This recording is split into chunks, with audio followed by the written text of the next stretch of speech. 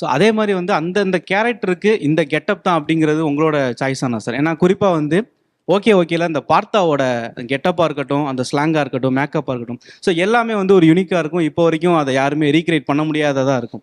So அப்படி ஒரு கெட்டப்புக்கு நீங்கள் என்ன சார் மெனக்கெடுவீங்க? அது இப்போ அந்த படம் நான் பண்றதுக்கு முன்னாடி ஒரு கேரக்டரைசேஷன் சொல்லும்போது நான் என்னோட லைஃப்ல யாராவது மீட் பண்ணியிருக்கேனா அப்படின்னு சொல்லிட்டு பார்ப்பேன். அப்படி பார்க்கும்போது ராம்குமார்னு என் ஃப்ரெண்டும் ஒருத்தன். அவன் அப்படிதான் அவன். இந்த மாதிரி என்னடா மச்சான் எங்கள் வீட்டில் pumpkin sambar full full party அப்படின்னுவான். பம்கின் சாம்பார் என்னடா பார்ட்டி ஃபுல் ட்ரீட்டு அப்படின்னு சொன்னேன். ஒரு டைம் எனக்கு அவனுக்கு கோவம் வந்துச்சு, என்ன போடலங்க அப்படின்ட்டான். உடனே அவங்க அப்பா வந்துட்டு என்னடா ஃப்ரெண்டை போய் பேட் வேர்ட்ஸ்லாம் யூஸ் பண்ணி திட்டிகிட்டு இருக்கு அப்படின்னு சொன்னாரு. எனக்கு அவன் என் ஃப்ரெண்டு தான் அவன். ஆனா அவனோட இருக்கும்போது புதுசா இருக்கும். இப்போ ரீசெண்டா பார்த்தேன் அவனை ஒரு கல்யாணத்துல பார்த்தோம்ல, என்னடா அப்புறம் காமெடிலாம் பண்றியா, எனக்கு சிரிப்பே வரல. I never loft for your comedy, better try பண்ணுனா அப்படின்னு சொல்லிட்டு கலாச்சிட்டு போயிட்டே இருக்கிறான். அதாவது நான் அடுத்தது பேச கூட அவன் இது பண்ணவே இல்லை. இப்போ கூட ரீசெண்டாக மீட் பண்ணாதான் சொன்னேன், டேய் உன்னை பத்தி ஒரு படமே பண்ணிட்டேன் இன்னும் நீ இப்படியா இருக்கேடா அப்படின்னு